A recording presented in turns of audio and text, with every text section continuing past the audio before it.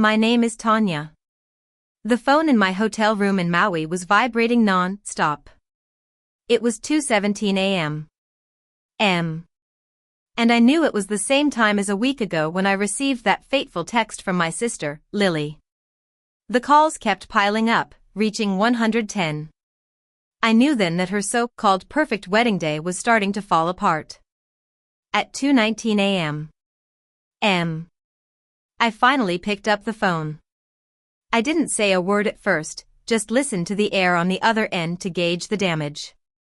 "Elena," I whispered softly, but it wasn't her. It was our mother, out of breath and frantic. "Where are you? Why aren't you answering?" "Something's wrong," she blurted out in fragments. I listened as she told me that the florist hadn't been paid, the string quartet never showed up, and the venue manager was demanding a second transfer for the reception hall. Lily was locked in a private room, refusing to come out, and her fiancé, Ryan, was supposedly handling it. I asked one crucial question: who authorized the vendor changes? There was a pause, and then she said, more quietly, "Ryan said you withdrew from planning. He said you didn't approve the final payments." Closing my eyes, I remembered the master spreadsheet, the revoked access, and the 1:52 a.m. venue cancellation. He hadn't just removed me, he'd replaced me. Let me rewind. Lily and I grew up in a well-to-do family. Our parents, Mr. and Mrs. Thompson, were quite traditional. My father was strict but fair, always emphasizing the importance of hard work and responsibility. My mother was more nurturing, but she also had a tendency to side with Lily, who was the more outgoing and charming one in the family. Lily and I were inseparable growing up. She was the center of attention, always in the spotlight, while I was the one behind the scenes, handling the logistics, fixing problems, and absorbing the family's tensions. I thought our dynamic worked, but that all changed when she got engaged to Ryan. 3 days before that text, I noticed something off about a vendor invoice. The numbers didn't add up. I confronted Ryan about it, but he just smiled too easily and told me I was worrying too much. Later, Lily accused me of trying to sabotage her happiness. I thought we'd talk it out, as we always did, but instead, I received that cold text at 2:17 a.m. Stay away from the ceremony. No explanation, just a clean cut through years of shared memories. I didn't argue or beg. I simply opened my laptop and booked a one-way flight to Maui.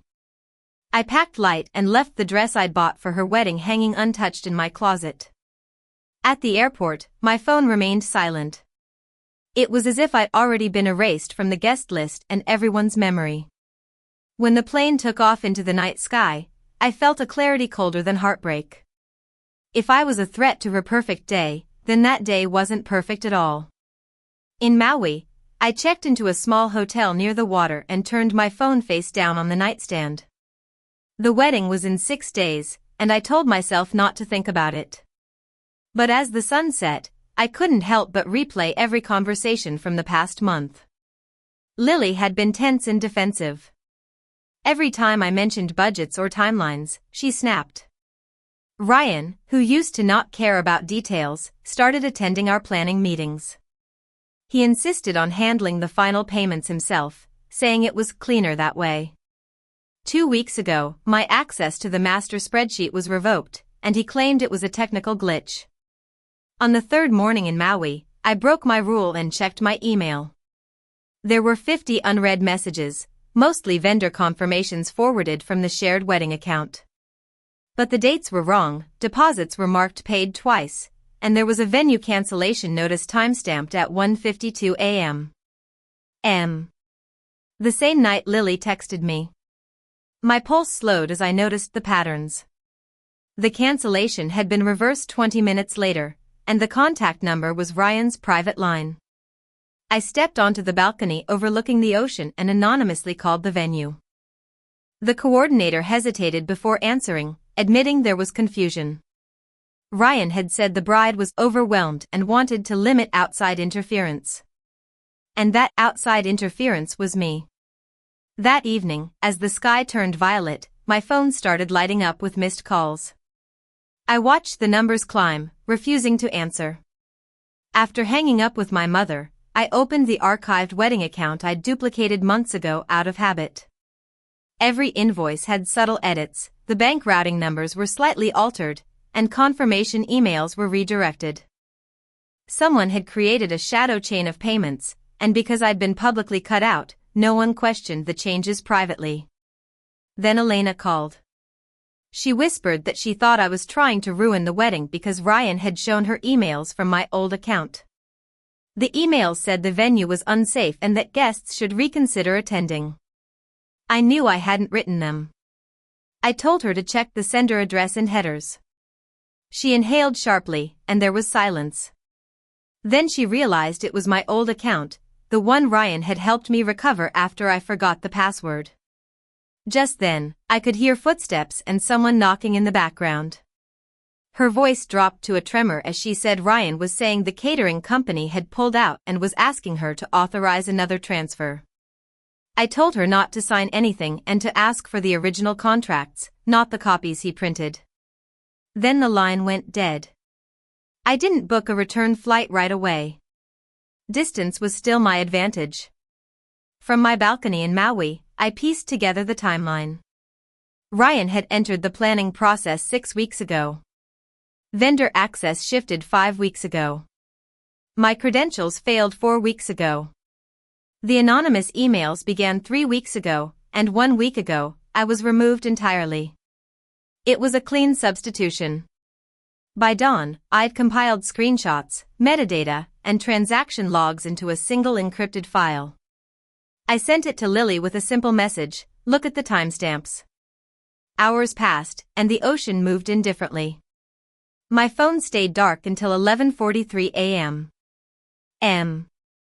When it rang again. Lily's voice was different, steady, and free of illusions. She said the florist had confirmed the account number was changed, it wasn't theirs, and the quartet was never booked. Ryan had vanished from the venue after their last argument, and his phone was off. The emergency transfers he'd pushed that morning were blocked when Lily refused to sign. She admitted quietly that she thought I was jealous. Ryan had told her I didn't want her to move on and couldn't stand not being needed. I leaned against the railing, feeling the truth settle like gravity. I'd always been needed, but not loved for it. I told her Ryan had isolated us from each other. She exhaled shakily and said she should have called. I agreed, not out of cruelty, but just honesty. By late afternoon, guests were being informed of a wedding postponement due to unforeseen financial discrepancies. Our parents were scrambling to contain the rumors. Lily had filed a report, and the altered accounts were traceable. Ryan had underestimated my habit of keeping records. As the sun dipped into the Pacific, my phone buzzed again. This time, it was a simple message from Lily, I'm sorry. I should have trusted you. I watched the sky turn gold and felt neither triumph nor revenge, only clarity. Her perfect day hadn't collapsed because I left, it collapsed because the truth finally had room to surface. And this time, I wasn't standing in her shadow. I was standing in the light.